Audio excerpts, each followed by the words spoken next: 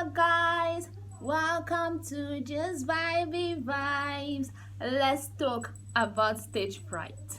Stage fright is something that majority of people in the world go through. Only few people are lucky enough to just maybe come out from their mother's womb with like this so confidence, of public speaking. Most people have to work on it, most people have to learn it, most people have to do one thing or the other for them to be able to be good or great public speakers. So the purpose of this talk series today is for us to work on being good public speaker, like work on suppressing stage fright. Like the way a Ditto advert kills 99.9% of the bacteria, so we need to work on suppressing it 99.9%, so that like the 0.01% is negligible. So if we can do that together today, then yeah, our work here is done. So let's go. How do we suppress stage fright? The first thing is preparation. Prepare. In fact, that's the most important thing. You have to prepare. So if you have a paper that you're about to give, if you have a debate, if you have any kind of presentation, whatever you have that has to do with public speaking, you always, even some people that let's say children's naming ceremony, they have to speak, they don't even like to do that, or their birthdays, they have to speak, they don't even like to do that. Some people don't even like to speak in public, as long as it's something for them to give a speech. It doesn't matter if they know everybody that is going to be present, they still do not want to talk. That stage fright just comes in. It's like that nervousness that makes you start sweating. Sometimes you want to use the toilet. That nervousness. Now the ways to kill that nervousness. So the first thing is prepare, but preparing alone would not do it.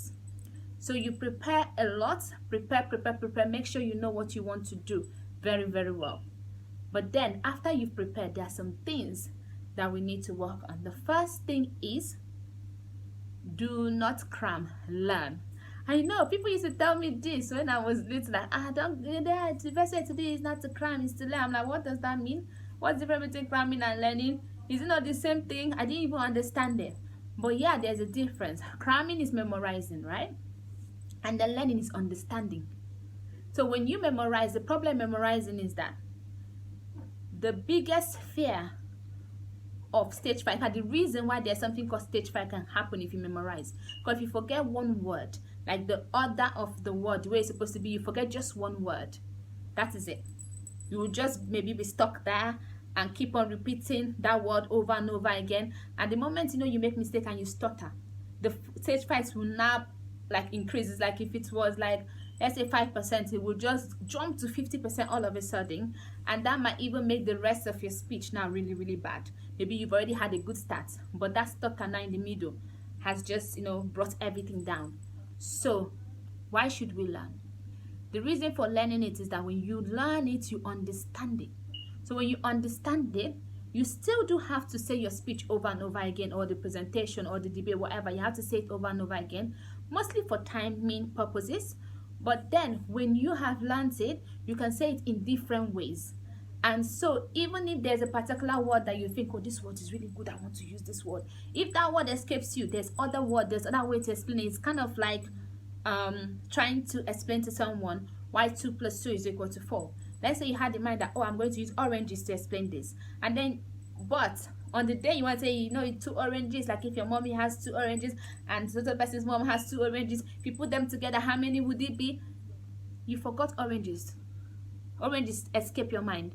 If someone has 2 apples, you see, because you learn it, you understand what you're going to say, you not just memorize it. If you forget oranges, you can easily replace oranges with apples, and that way nobody except you, and maybe the people you've disturbed their ears, if you're me, yeah, they are the only people that would know that it was oranges you planned to use. But they'll be like, oh, apples, why did you use apples or oranges? They wouldn't know that. So the other people listening to it would not know that you've made a mistake. So that is one thing. So learn, do not memorize. Okay, another thing is, I would say you need to work on not getting spooked. So the way to work on not getting spooked, the way I do it is this, right? When I have a speech to give or anything to do, The first thing I do when I'm sitting down where I'm supposed to be at, or when I'm sitting down, I look at everybody. I keep looking at everybody's face. Look at the faces, memorize the faces, learn the faces, get familiar with the faces.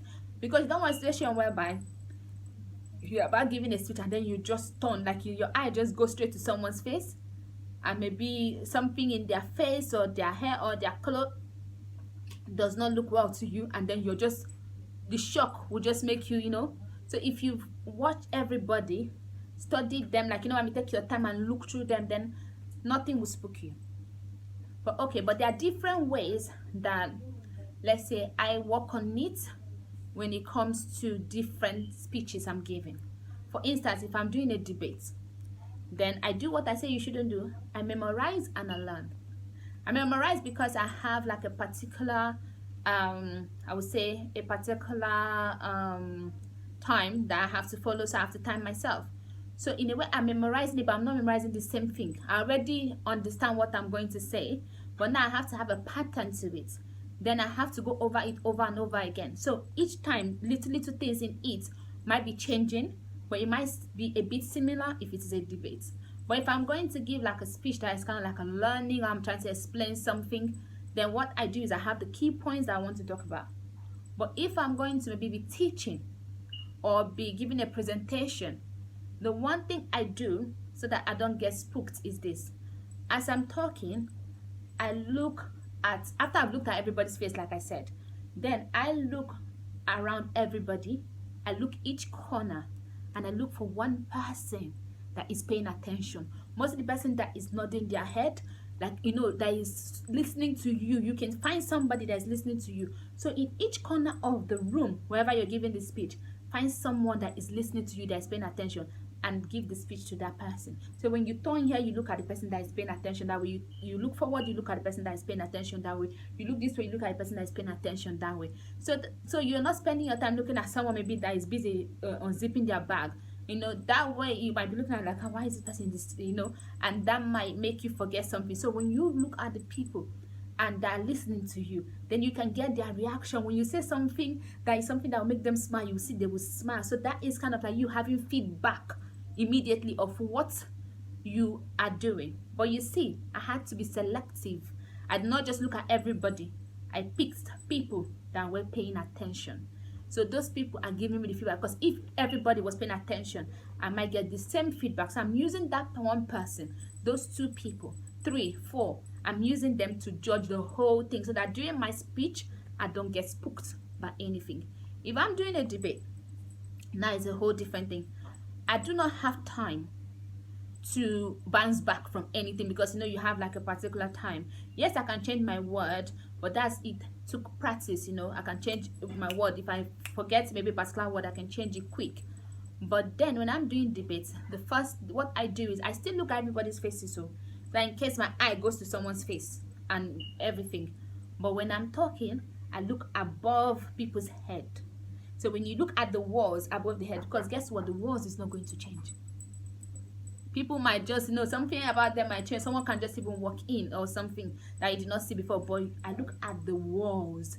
So when I look at the wall above people, so when I'm turning here, just the walls. Someone might think I'm looking at people, but no, I'm not looking at people. I can see them, but not see them. You know what I mean? It's just kind of like, there's a way I just look above their head. So everybody's kind of like blurry, just the walls. So I look at the walls and I give my speech. So anybody now watching me would think, oh yeah, she's giving a speech and she's giving her debate away, her topic, everything, she's looking around. No, I'm not looking around. If I want to say my fellow debaters, I know where they are, I just put my hand, I'm not looking at them. I focus on the walls and I'm just above people's head. Then when I do that, so that way I don't forget, that's the way I use when I have to give, like, because it's fast paced, there's no time for anything. So that is my way that I use to overcome stage fright and actually overcome being spooked. Because stage fright preparation for me does help. Although yeah, I still have a little bit of the nervous jitters, but then when I stand, I have no choice. Because you kind of have to remember that you've worked hard on this. Everybody is everybody's looking up to what you're going to. People are expecting much from you. So you cannot let them down and you cannot let yourself down. So when you do that, as long as you're prepared, you might be shaking and all that. But once it's time to go, because you've prepared over and over again, something that they wake you in your sleep, you'll be able to do it. So once it's time to go, it's time to go. Okay, so now we've talked about learning, not memorize. We'll talk about avoiding being spooked. Now the next thing that we're going to talk about is that you need to positively psych yourself. Like, you need to up yourself, like what's the right word that you use for it? Like giving yourself positive affirmation. There's a word, but it's escaped me, so we're going to continue. You see, this is how it goes. So you have to look for a way to positively psych yourself. One way to go, some people say, oh, imagine everybody naked. No, I don't think that will positively psych you. If it does positively psych you, then please go for it. But look for your own way. One thing that someone told me once, and it stuck to me, is for you to imagine that everybody there does not know.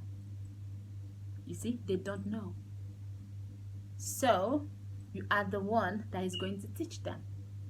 Whatever you're going to say, it will be maybe like the first time they're hearing it, and they're all eager and ready to hear your point of view. So it's kind of like when a child asks their parents, how are babies made? You can tell them anything and they will believe, right? You can say, oh, you get them from the hospital.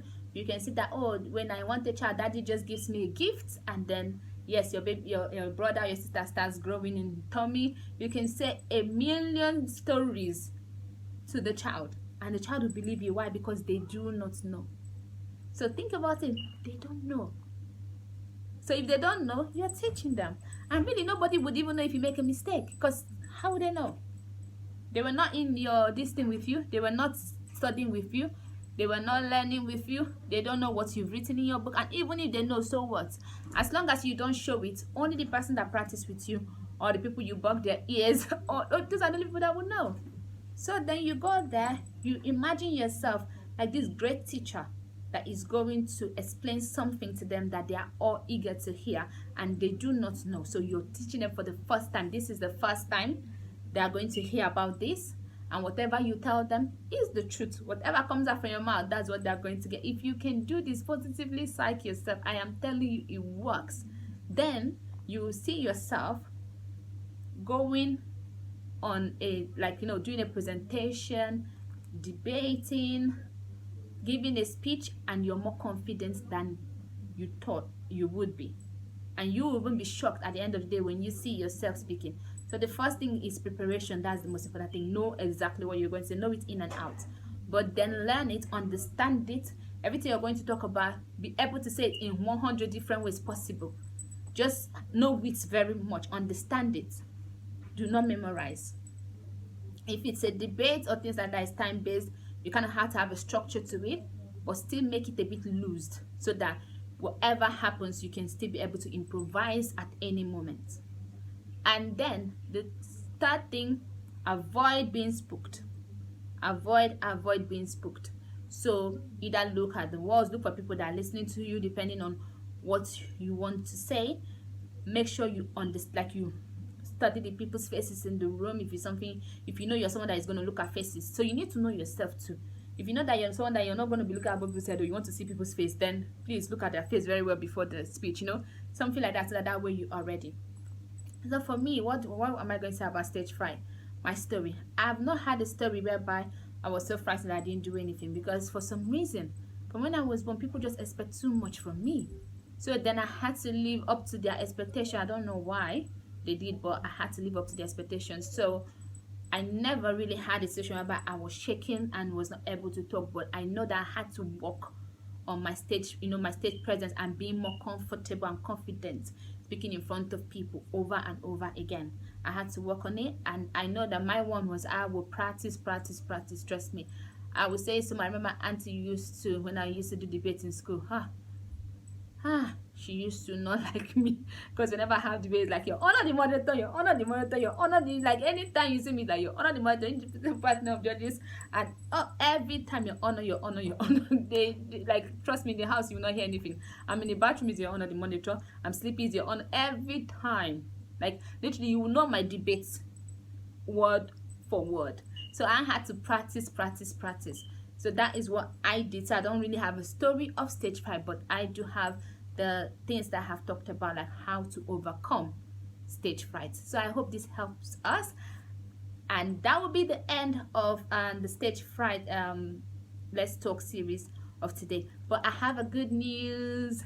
From next week Wednesday, we'll have a new segment. It is called Raised in Africa. So it's just talking about things that you notice that being raised in Africa, behaviors that you notice that you exhibit, that is because of being raised in Africa.